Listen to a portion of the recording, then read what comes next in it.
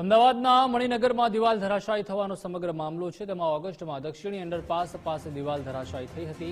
3 મહિના થયા હોવા છતાં રેલવેની દિવાલ ફરી ન બનાવતા હાલાકી થઈ છે। રેલવે તંત્રે દિવાલની જગ્યાએ પતરા મારીને ફરજ પૂરી કરી નાખી।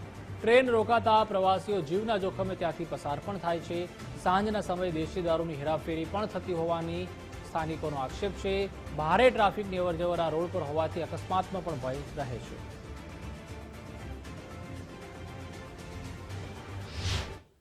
25મી ઓગસ્ટે અમદાવાદમાં પડેલા ભારે વરસાદને પગલે મણિનગર અંડરપાસ જે છે તેની પાસે આવેલી જે દિવાલ છે તે ધરાશાયી થઈ હતી। બિલકુલ દ્રશ્યો જોઈ શકાય છે કે આખી જે દિવાલ છે લગભગ 100 ફૂટથી વધુ ધરાશાયી થઈ, પરંતુ 3 મહિના થવા આવ્યા હજુ સુધી આ દિવાલ રેલવે દ્વારા બનાવવામાં આવી નથી। પરિણામે લોકો અહીંથી જ્યારે ટ્રેન રોકાય ત્યારે અહીંથી શોર્ટકટ માર્ગ અપનાવે છે। બિલકુલ આ જે માર્ગ છે જે જશોદાનગર તરફ જાય છે ભારે ટ્રાફિક વાળો હોય છે, એટલે અકસ્માતનો ભય રહેલો છે।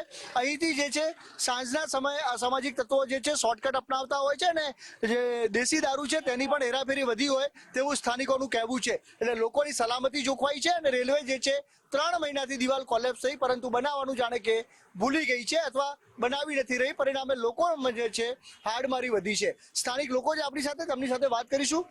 શું કહેવું છે આપનું? જે રીતે 3 મહિના જેટલો સમય થવા આવ્યો હજુ સુધી દિવાલ બનાવવામાં નથી આવી ને કેટલી મુશ્કેલી? મણિનગર રેલવે ફાટક નંબર 308 પાસે દક્ષિણી અંડરપાસ આવેલો છે અને જશોદાનગર જતો આ મુખ્ય વ્યસ્ત ટ્રાફિક વાળો માર્ગ છે। ત્યાં 25મી ઓગસ્ટે ભારે વરસાદ પડતા આપણે આ દિવાલ 100 ફૂટથી વધારે ધરાશાયી હતી અને એ જ દિવસે અમે રેલવેને આ અંગેની જાણ કરી હતી કે દિવાલ વહેલી તકે ઊભી કરવામાં આવે। જોકે રેલવે માત્ર પતરાના શેડ લગાવી અને આપણે આળસો લગાવીને હજુ સુધી દિવાલ ઊભી ના કરતા અહીંયા અનેક અસામાજિક પ્રવૃત્તિઓ ધમધમી રહી છે।